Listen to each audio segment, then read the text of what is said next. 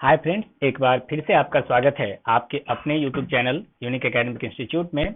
मैं आपका दोस्त राहुल चौधरी।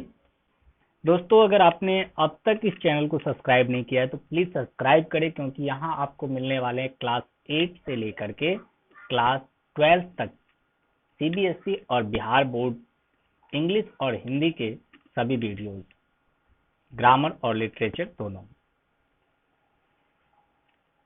चलिए, आज हम आपके लिए लेकर के आए हैं सीबीएसई क्लास 9th की poetry rain on the roof. ठीक है, आज हम आपके लिए लेकर के आए हैं क्या, CBSE class 9th rain on the roof. ये पोएट्री है जिसको लिखा है कोर्ट किन्नी ने। ठीक है, कोर्ट किन्नी के द्वारा ये लिखित है। एक बात आप याद रखेंगे कि मृणाल घोष के द्वारा बिल्कुल यही टाइटल लिखा गया है। टाइटल सेम है, लेकिन आपको जो पढ़ना है वो कोर्ट किन्नी का पढ़ना है। Rain on the roof Mrinal Ghosh के द्वारा भी लिखित है, लेकिन दोनों कविताएं अलग अलग है और आपको पढ़ना है कोर्ट किन्नी। आइए पहले देखते हैं ऑथर के बारे में।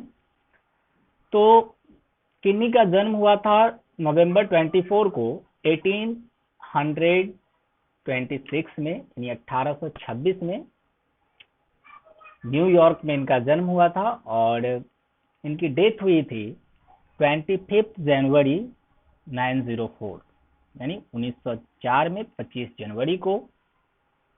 प्रोफेशन से ये लॉयर थे, पॉलिटिशियन थे, जर्नलिस्ट थे और पोएट तो थे ही, यानी एक वकील भी थे, अधिवक्ता थे, और एक राजनीतिज्ञ भी थे, एक पत्रकार भी थे और कवि भी थे। अगर इनके बारे में हम और देखें तो इनकी ये प्रमुख रचनाएं हैं जो समय समय पर इनके द्वारा प्रकाशित की गई। ये चर्चित रचनाएं इनकी प्रमुख रचनाएं हैं। Keuka, lyrics of the ideal and the real, mist of fire, rain on the roof. Keuka 1855 में प्रकाशित हुई। Lyric of the ideal and the real 1888 में प्रकाशित हुई। मिस्ट ऑफ फायर जो 1899 में प्रकाशित हुई। और रेन ऑफ द रूफ की जानकारी मेरे पास नहीं है, तो इसलिए मैं ये आपको नहीं दे सकता। दोस्तों, ये 6 स्टेंजा की कविता है, 6 स्टेंजा है, और कवि इसमें बात करते हैं किस चीज के बारे में, तो बरसात के बारे में। रेन ऑन द रूफ है, आप देख रहे हैं, तो बरसात के बारे में कवि इसमें बात करते हैं। सीबीएसई क्लास 9th में आपको इसकी 3 स्टेंजा पढ़नी है, बाकी की 3 स्टेंजा आपको नहीं पढ़नी है, लेकिन मैं यहाँ आपको सभी 6 स्टेंजा बताऊंगा। शुरुआत की 3 स्टेंजा मैं लाइन बाय लाइन एक्सप्लेन करूंगा और फिर आगे की 3 स्टेंजा भी बताऊंगा। ये पहला स्टेंजा है, देखते हैं क्या लिखते हैं कवि और क्या कहना चाहते हैं। कहते हैं, when the humid shadows hover over all the starry spheres, when the humid shadows over all the starry spheres, यानी कि जब नम परछाइयां सभी तारों रूपी क्षेत्र के ऊपर मंडराती हैं, and the melancholy darkness gently weeps in rainy tears, और उदास अंधेरा वर्षा रूपी आंसुओं के द्वारा नाजुकता से रोता है। What a bliss to press the pillow of a cottage chamber bed and lie listening to the patter of the soft rain overhead. तो घर के कमरे में तकिया को दबाना और सिर पर नर्म वर्षा की पटपट की आवाज सुनते हुए लेटे रहना कितना अच्छा लगता है। तो यहाँ पर क्या है, कवि जो है अपने कमरे में सोया हुआ है और बारिश जो है वो हो रही है।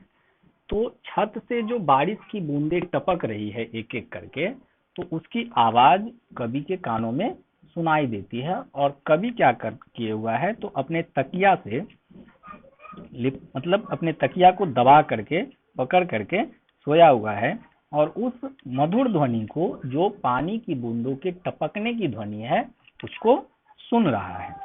ठीक है। अब यहाँ पे कुछ वर्ड हम देख लेते हैं। जैसे ह्यूम का मतलब होता है नम, और ओवर का मतलब होता है मडराना।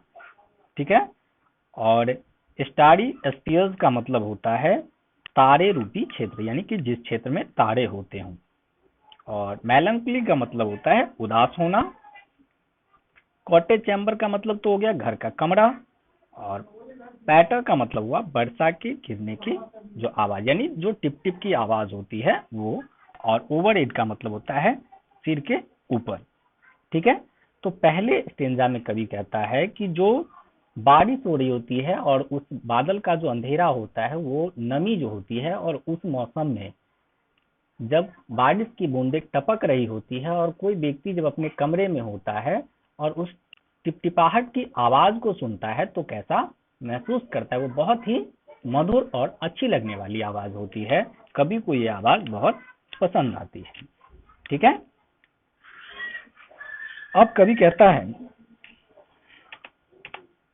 दूसरे स्टेंजा में कवि क्या कहते हैं, आइए इसको देखते हैं। कहते हैं, every tinkle on the shingles, every tinkle on the shingles has an echo in the heart, and a thousand dreamy fancies into busy ding start, and a thousand recollections wave their air threads into wood, as I listen to the patter on the rain upon the roof. अब देखते हैं, every tinkle on the slings, रोड़ियों पर हर एक टनटनाने की आवाज, has an echo in the heart, दिल में गूंजती है, and a thousand dreamy fancies, और हजारों स्वप्न जैसी कल्पनाएं, into busy being start, शरीर में आरंभ हो जाती है, and a thousand recollections with their air threads into wood, और हजारों स्मृतियां हवाई धागों द्वारा बाने में पिरोई जाती है। As I listen to the patter, जैसे मैं छत पर वर्षा की पटपट की आवाज, on the rain on the roof, जैसे मैं छत पर वर्षा की पटपट की आवाज सुनता हूं। अब इसमें कवि कहते हैं कि जब वो आवाज टिपटिपाती है तो ऐसे लगता है जैसे हजारों यादें ताजा हो गई, जो पुरानी यादें हैं कवि की, वो ताजा हो जाती है और शरीर में एक रोमांच भर आता है। बहुत सारी कल्पनाएं मन में जो है जागृत होने लगती है, बहुत सारी यादें पुरानी जो है वो ताजी हो जाती है, और ऐसा लगता है जैसे बहुत सारी यादें, कहते हैं कि हवाई धागे द्वारा बाने में पिरोई जाती है, मतलब कि बहुत सारी यादें एक एक करके मन में घूमना शुरू हो जाती है। कब? जब कभी उस वर्षा की पटपट को आवाज को सुनता है तकिए में अपने सिर को दबा करके, तो ऐसा लगता है मानो उसके मन में हजारों स्मृतियां, जो पुरानी स्मृतियां हैं, वो ताजी हो गई और मन जो है वो रोमांच से पूरी तरह भर गया है। ठीक है। अब इसमें हम लोग थोड़ा सा वर्ड देख लेते हैं। टिंकल, टिंकल का मतलब होता है टनटनाने की आवाज। ठीक है। और उसके बाद है स्लिंग, स्लिंग का मतलब होता है रोड़ियां, यानी बाधाएं। और पीसेज ऑफ स्टोन जिसको आप कहते हैं, जो छोटे छोटे टुकड़े होते हैं पत्थर के, स्लिंग्स मतलब वो हो गया। इको मतलब होता है गूंजना। और फैंसीज मतलब कल्पनाएं। और रिकॉलेक्शंस मतलब जो पुनः स्मृति में आती हैं, यादगार जिसको आप कहते हैं, पुनः स्मृति। रिकॉलेक्ट करना मतलब होता है पुनः जमा करना, तो रिकॉलेक्शंस रिकॉलिंग यानी यादगारें, और ऊप का मतलब हो जाता है बाना, ए वेविंग मतलब उसको समेट लेना। अब नेक्स्ट स्टेंजा में देखते हैं कवि क्या कहते हैं। कवि कहते हैं, now in memory comes my mother as she used in years agone. अब जो है कवि की स्मृति में मेरी माँ आती है। अब कवि को माँ की याद आती है, जैसे वह गए वर्षों में यानी पीछे समय में, बीते हुए समय माँ जैसा किया करती थी, वो बातें अब कवि को याद आ रही है। To regard the darling dreamers sorry to regard the darling dreamers, जैसे उसकी माँ पहले किया करती थी वैसे अब कवि को याद आता है। टू रिगार्ड, देखिए, now in memory comes to my mother as she used in years agone. अब कवि को याद आती है वो बातें जो माँ पहले अतीत में किया करती थी। माँ की यादें जो है कवि के जहन में ताजा हो गई। To regard the darling dreamers ere she left them till the dawn. अब वह स्वप्न दृष्टाओं को प्रातः काल से पहले सम्मान करती थी और सुबह होने से पहले उन्हें छोड़ देती थी। जैसे माँ करती थी क्या, कि जो स्वप्न देख होता था उसको प्रातः काल से पहले सम्मान करती थी, यानी रात में वह सपने को जीती थी और सुबह होते ही उन सपनों को भूल जाती थी। कभी की माँ की क्या आदत है, तो वह रात में सपनों को देखती है, उसका आनंद उठाती है और सुबह होते ही वह उन सपनों को भूल जाती है। और कवि को बारिश की ये बूंदों को सुनने के बाद ये बात अब याद आ रही है। Oh, I feel her fond look on me as I list to this refrain. Oh, जैसा मैं इस आवाज को सुनता हूं तो मैं उसकी यानी अपनी माँ की ओर प्रिय नजर का अनुभव करता हूँ। जब आवाज को कभी सुनता है तो ऐसा लगता है कवि को कि माँ बैठ करके उसको देख रही है। Which is played upon the slings by the patter of the rain, जो वर्षा के पटपट गिरने के द्वारा रूढ़ियों पर यानी नीचे जो पत्थर कंकर पड़े हुए हैं उस पर जो उत्पन्न होती है, उस आवाज को सुन करके कवि को ऐसा महसूस होता है कि उसकी माँ सामने बैठी हुई है और वह उसको देख रही है।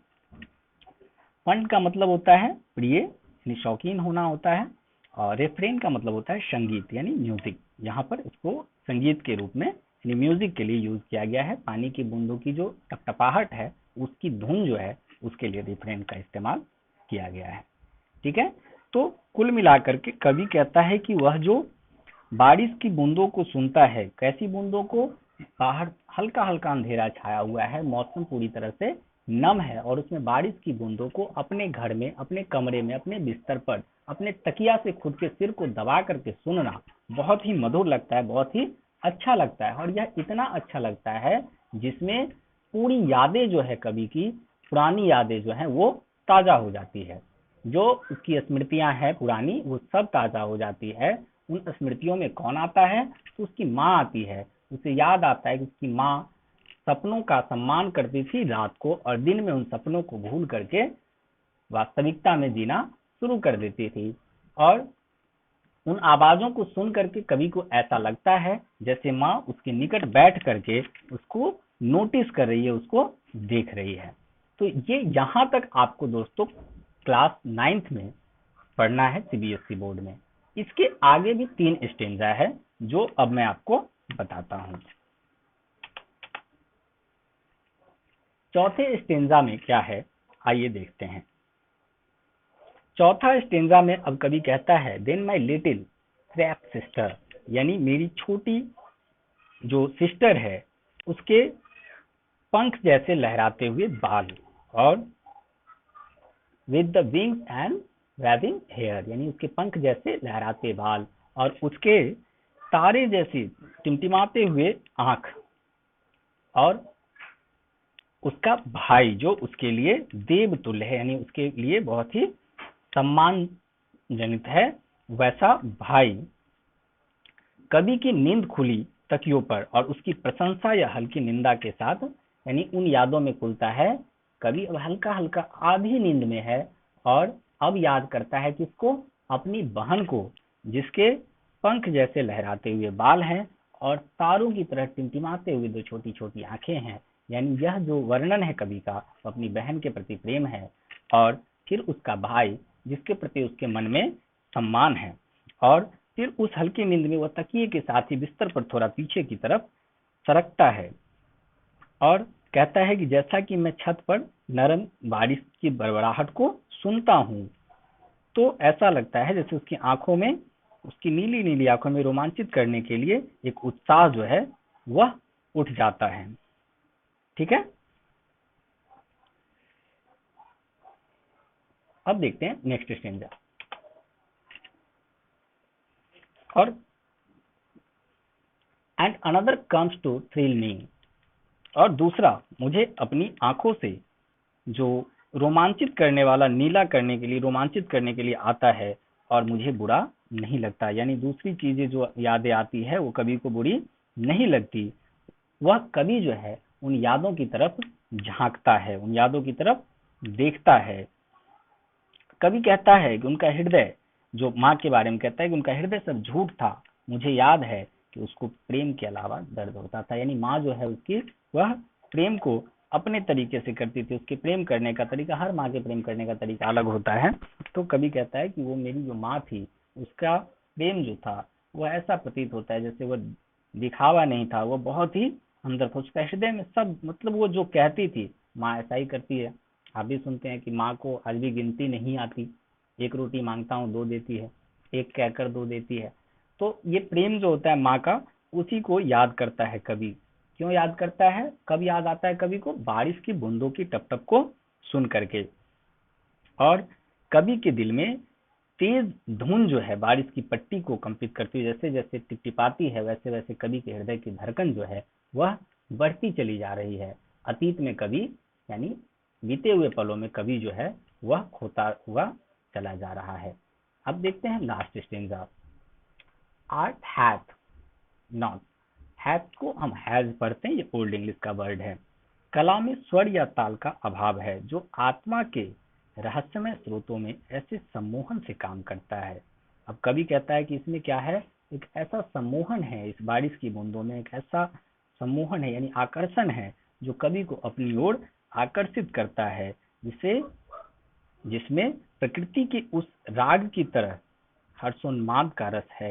यानी प्रकृति स्वाभाविक रूप से आनंदित करती है कवि को, और वह जो है कवि को आनंद जो है उसमें वह बढ़ाता चला जाता है। क्या? बारिश की टपकाती हुई जो वो बूंदे हैं, जो उसके छत के छज्जे से नीचे टपक रही है, जो वर्षा की पट्टी द्वारा, वर्षा की बूंदों द्वारा गिरता है, वो कवि को जो है वो वसीभूत किए जा रहा है, आनंदित किए जा रहा है। यानी कवि बारिश की बूंदों को जब महसूस करता है, जब कभी अपने घर में बैठा हुआ है और वह देखता है कि बारिश की बूंदें टिमटिमा रही है, तो कवि पूरी तरह से अपने अतीत में खो जाता है। जब उसकी माँ, उसकी बहन, उसका भाई साथ होता था, तो सबकी यादें जो है उस धुन में कवि को दिखाई दे रही है। कवि को महसूस हो रहा है कि उसकी माँ उसको बैठ करके देख रही है और महसूस कर रही है। इसके पहले 3 स्टेंजा दोस्तों सीबीएसई बोर्ड क्लास 9th में आपको पढ़ना है, और आखिरी 3 स्टेंजा आपको उसमें नहीं पढ़ना है। फिर भी मैंने इस 3 स्टेंजा के बारे में भी आपको बताया है। आशा करता हूं दोस्तों कि आपको हमारा वीडियो जरूर पसंद आया होगा।